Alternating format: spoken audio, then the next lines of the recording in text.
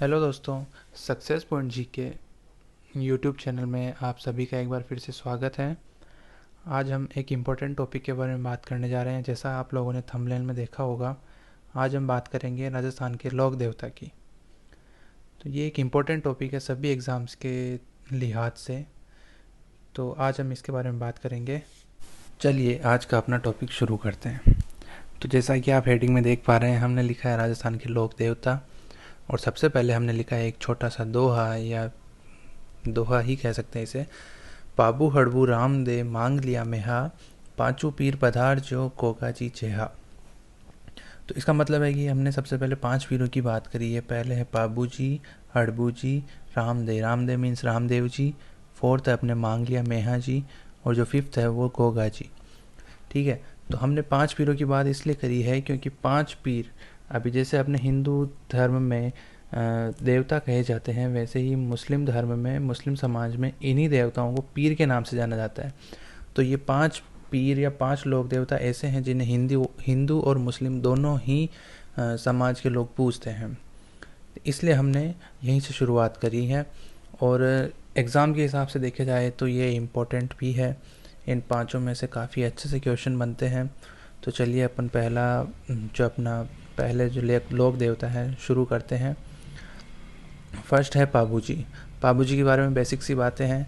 इनका जन्म कोलूमंड में हुआ। कोलूमंड जोधपुर में है। इनके इनके पिताजी का नाम धांधल जी था। इनके माता का नाम कमला दे था। इनकी पत्नी फूलम दे, जो अमरकोट के सूरजमल सोढ़ा की राजकुमारी थी। और इनकी घोड़ी का नाम था केसर काल में, जो बेसिकली इनकी नहीं थी, ये एक देवल चारणी नाम की महिला थी, उसकी घोड़ी थी। इसकी एक अच्छी सी कहानी है, मैं अभी आपको सुनाता हूँ। इनके सहयोगी जो थे, चांदा और डामा भील, ये दोनों भील भाई थे। और इनका मेला जो लगता है वो चैत्र अमावस्या कोलूमंड में लगता है। तो सबसे पहले अपन बात कर लेते हैं इनके घोड़ी और इनके जो देवल चारणी के रिलेशन के बारे में। तो ऐसी बात थी कि बाबू जी की जब शादी हो रही थी तो इनके पास कोई घोड़ी नहीं थी। तो जब लोगों ने कहा कि देवल चारणी के पास कोई घोड़ी है और काफ़ी अच्छी घोड़ी है, दिखने में काफ़ी सुंदर है, तो इन्होंने कहा कि ठीक है भाई, लेके आओ। तो जब चांदा और डामा भील गए तो देवल चारणी ने उन्हें घोड़ी देने से मना कर दिया। फिर इनके बड़े भैया का नाम बूढ़ो जी था। तो बूढ़ो जी गए तो उनको भी उन्होंने मना कर दिया कि मैं अपनी घोड़ी किसी को नहीं दे सकती। तो फिर अंत में पाबू जी को खुद को जाना पड़ा। तो पाबू जी ने कहा कि भाई क्या बात हो गई जीजा, घोड़ी दे दो। तो उन्होंने कहा कि घोड़ी देने के लिए तो मैं मना नहीं कर रही, पर अगर ये मेरी घोड़ी लेके जाता है मेरा ग्वाला, और अगर बाई चांस गायों की लूट हो जाती, उस टाइम में गायों की लूट मतलब आम बात थी। अपन देखेंगे कि लगभग लगभग सभी, मतलब मोस्ट ऑफ जो लोक देवता है वो गायों की रक्षा करते हुए ही शहीद हुए हैं। तो गायों की रक्षा एक इम्पोर्टेंट जो था फैक्टर था वहाँ पे। और इन्होंने कहा कि अगर गायों की रक्षा के लिए मेरी घोड़ी है, और अगर बाई चांस कभी कुछ हो जाता है, अनहोनी हो गई, तो फिर अगर ग्वाला गांव में आना चाहेगा तो कैसे आएगा, क्योंकि तब तक तो गायें सब लूट के ले जाएंगे।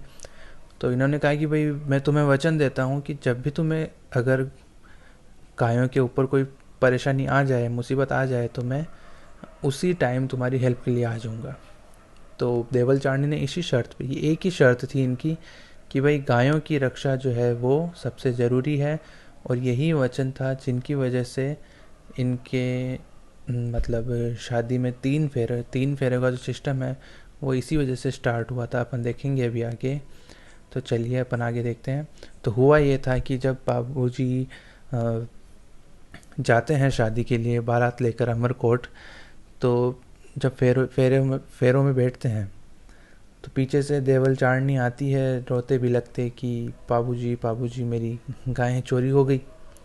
तो अब चूंकि इन्होंने वचन दे रखा था इसको कि भाई जो भी हो मैं तुम्हें अपनी घोड़ी दूंगा और तुम्हारी गायों की रक्षा के लिए तत्पर रहूँगा। तो इन्होंने 3 फेरों में ही वापस मतलब उठ और जाने लगे देचू गांव में, जहाँ पे इनके बहनोई का नाम था जींद राव खींची। एक बार आप देख लीजिए, जींद राव खींची, जींद राव खींची। इनकी कुछ अनबन थी बाबूजी से। तो इन्होंने देखा कि भाई ये अच्छा मौका है, अपनी बहादुरी साबित करने का और बाबूजी को नीचा दिखाने का। तो जींद खींची ने क्या किया, देवल चारनी की गायें लूट ली। तो जिसके फलस्वरूप क्या हुआ, देवल चारनी बाबूजी के पास जाती है और उनको कहती है कि भाई मेरी गायें छुड़ाओ। तो वो भी अपने वचन में बंधा होने के कारण वो वहाँ से चल देते हैं। तो 3 फेरों में ये उठ के जाने लगे। तो आज भी बाबूजी के जो भी अनुयायी है वो 3 फेरे ही लेते हैं और देचू गांव में गायों की रक्षा के लिए लड़ते हुए वीर गति को प्राप्त होते हैं। तो इनकी गायें कौन लेके जाता है, तो जींद खींची जो एक चौहान था और बाबूजी का बहनोई था। बाबूजी को लक्ष्मण का अवतार माना जाता है। बाबूजी राजस्थान में सबसे पहले ऊँट लेकर आए थे और इनकी भतीजी थी, इनके बूढ़ो जी जो बड़े भाई थे उनकी बेटी यानी केलम की शादी में इन्होंने ऊँट दिए थे। तो सबसे पहले ऊँट यही लेकर आए थे। इन्हें ऊँट रक्षक देवता भी कहा जाता है। और रेबारी जाति के जो लोग हैं, रेबारी जाति के ये प्रमुख मुख्य देवता हैं। इनके पुजारी अपनी भाषा में जो इनको भोपा कहते हैं, इनके भोपा जो होते हैं वो भील होते हैं, ये सबसे इम्पोर्टेंट है। और फड़ बाँचने वाले भी इनके भील ही होते हैं। तो फड़ बाँचते समय जो वाद्य यंत्र काम में लिया जाता है उसे कहते हैं रावण हत्था। रावण हत्था एक वाद्य यंत्र है, आप सबको पता है। और इनके जो वीरता की गाथा वाले गीत जिनमें इनके वही वीरता के बारे में बताया जाता है उनको कहते हैं पवाड़े। तो पवाड़े गाते समय बजाते हैं माट, पवाड़े गाते समय तो माट बजाते हैं और जो इनकी फड़ बाँचते हैं उस टाइम गाते हैं अपने रावण हत्था। तो ये 2 इम्पोर्टेंट चीज़ें हैं।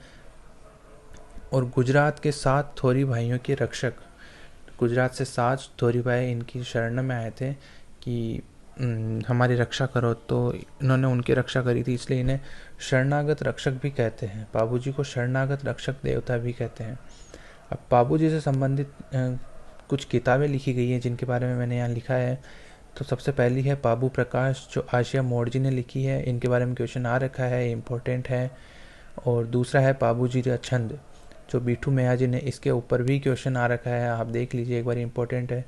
थर्ड है बाबूजी रा दूहा जो बगराज जी ने लिखी है। फोर्थ है बाबूजी रा सोल्ठा जो रामनाथ जी ने लिखी है। और फिफ्थ है बाबूजी रा रूपक जो मोतीसर बख्तावर ने लिखी है। तो ये कुछ बाबूजी के बारे में इम्पोर्टेंट बातें थी, हमें एक बार फिर से रिवाइज कर लेना चाहिए। बाबूजी राठौड़ का जन्म कोलूमंड में हुआ। इनके पिता का नाम धांधल जी था, इनकी माता का नाम कमला दे था, इनकी पत्नी का नाम फूलम दे था जो अमरकोट के सूरजमल सोढ़ा की पुत्री थी। और इनकी घोड़ी, जो इनकी घोड़ी कहें या देवल चारनी की कहें, केसर कालमी थी। इनके सहयोगी जो थे वो थे चंदा और डामा भील। इनका मेला लगता है चैत्र अमावस्या को कोलूमंड में ही जहाँ इनका जन्म हुआ था। आगे देखते हैं अपन। अब जिनकी वजह से इनकी मृत्यु होती है वो क्या फैक्टर था, मेन जो रीज़न था कि जब ये शादी के लिए गए होते हैं तो जायल का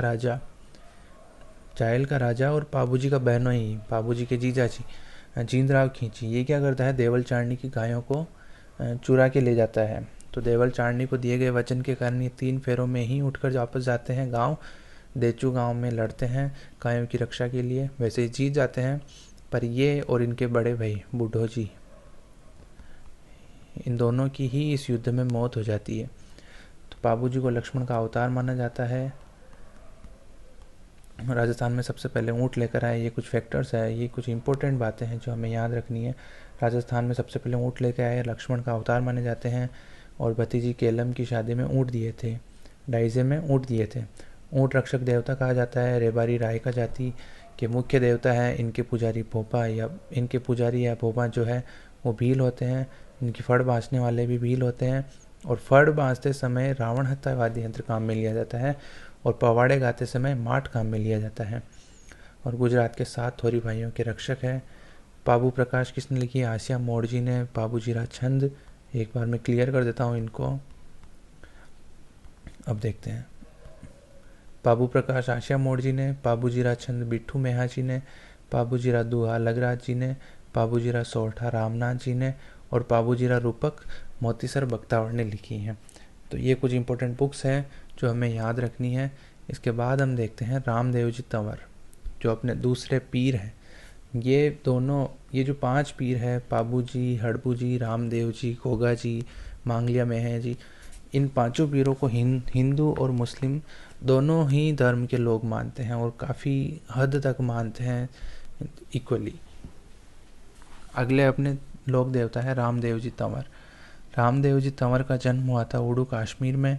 इनके पिता जो थे अजमाल जी, जो पोखरण के सामंत थे। इनकी माता का नाम था मेणा दे। इनके गुरु थे बालीनाथ जी, जिनका मसूरिया पहाड़ी जोधपुर पर मंदिर भी है। यहीं रामदेव जी का भी मंदिर है, याद रखने लायक बात है। इनकी पत्नी का नाम था नेतल दे, जो अमरकोट के दलेल सिंह की राजकुमारी थी। आपने देखा पाबू जी का भी ससुराल अमरकोट ही था और रामदेव जी का भी अमरकोट ही है। रामदेव जी का मंदिर कहाँ कहाँ है? मंदिर इनका एक मंदिर है रूणीचा में, उसे ही रामदेवरा कहते हैं। इनके घोड़े का नाम था लीलो। इनके झंडे को बोलते हैं नेजा। इनके जागरण को कहते हैं जम्मो। इनके जागरण को जम्मो कहा जाता है, जिनमें नॉर्मली अपनी भाषा में जिसे राती जगह कहते हैं उसको क्या बोलते हैं? जम्मो। इनके मेघवाल भक्त जो है उनको रिखिया कहते हैं।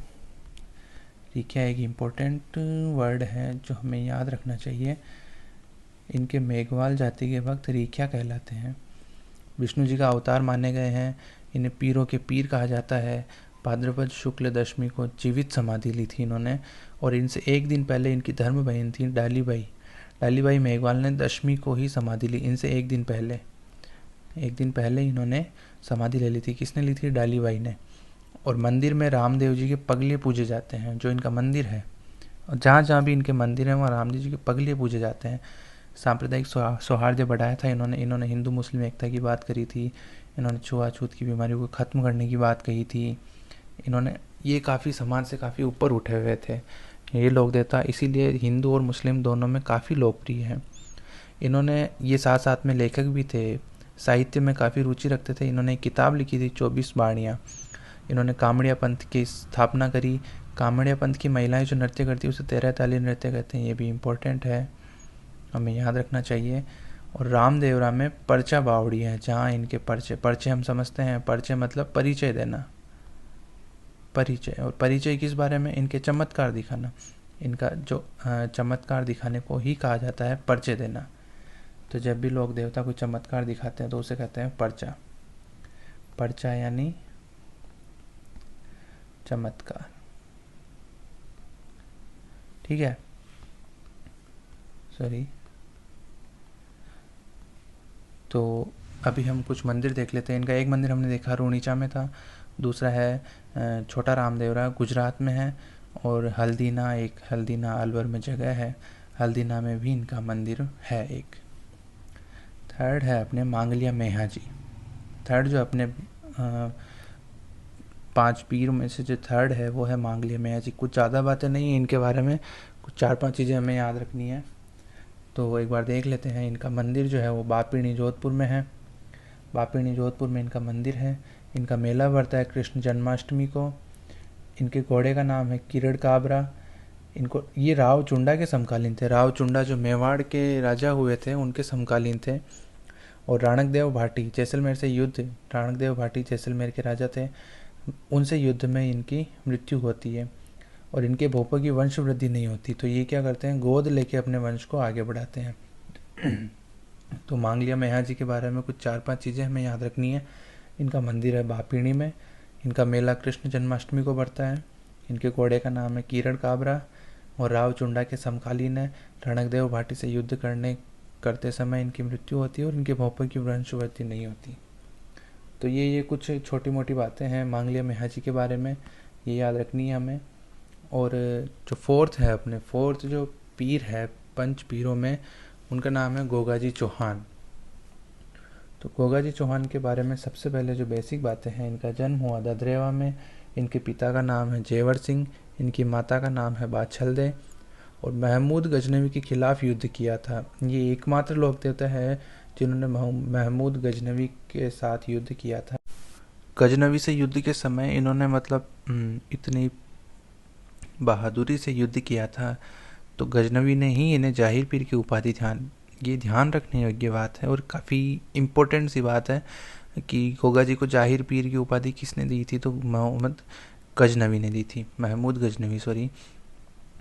तो इनके बारे में अगली बात है कि अर्जुन सर्जन के खिलाफ गायों की रक्षा के लिए लड़ते हुए वीरगति को प्राप्त हुए। एक बार फिर देखिए अपन, मैंने शुरू में ही बताया था आपको कि मोस्ट ऑफ जो लोग देवता है वो गायों की रक्षा करते हुए भी मारे गए। आगे अपन देखेंगे तेजा जी महाराज, तो बाबू जी, अभी गोगा जी, तो ये कुछ लोग देवता है जो गायों की रक्षा के लिए ही मतलब शहीद हुए थे।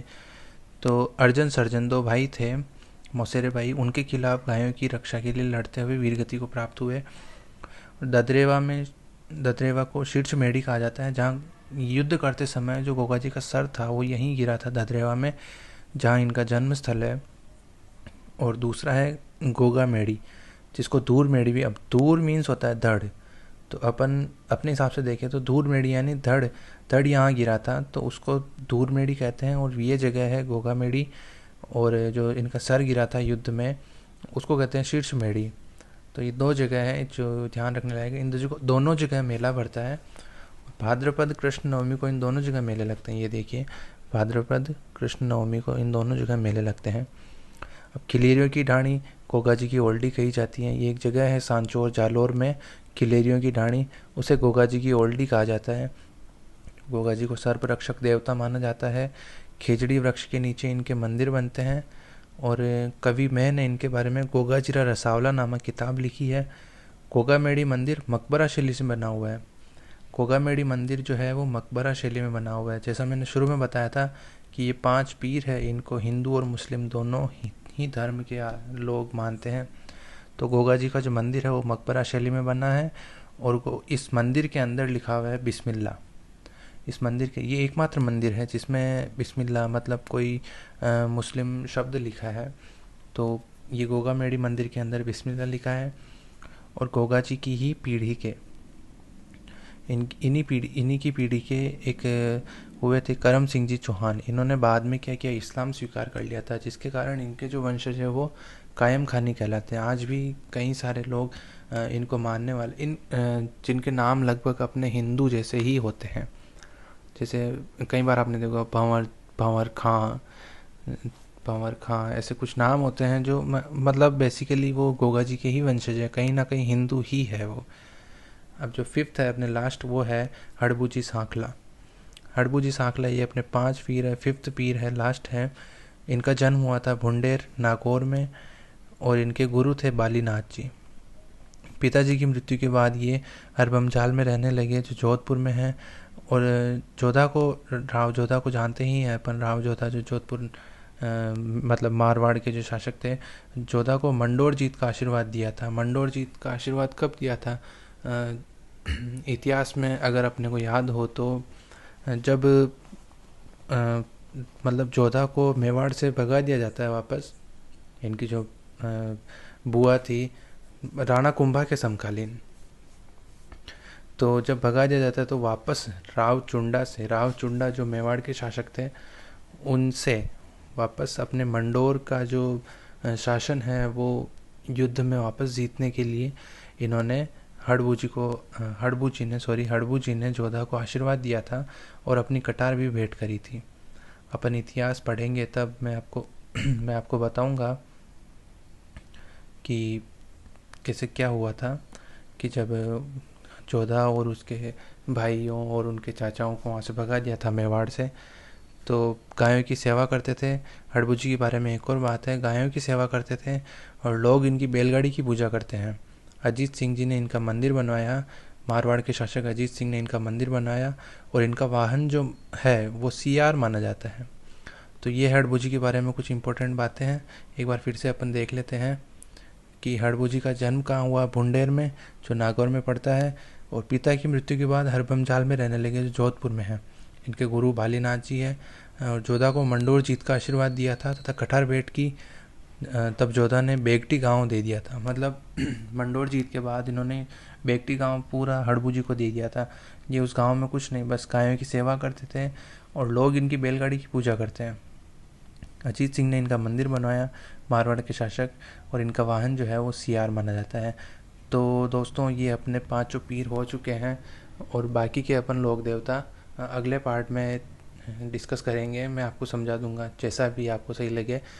और आप हमें कमेंट के माध्यम से ये ज़रूर बताएं कि ये जो मैंने समझाया है, ये जो जो भी कंटेंट है आपको कैसा लगा। अगर इसकी पीडीएफ अगर आपको नेसेसरी लगे तो मैं आपको अपने टेलीग्राम चैनल का लिंक दे दूंगा, आप वहां से ये डाउनलोड कर सकते हैं। ठीक है, वीडियो को लाइक शेयर और सब्सक्राइब करना ना भूलें, और जैसा भी हो हमें अपनी प्रतिक्रिया ज़रूर दें एक बार, ताकि हमें पता चले कि वीडियो कैसा था। और ज़्यादा से ज़्यादा शेयर करें और चैनल को सब्सक्राइब करना ना भूलें। धन्यवाद।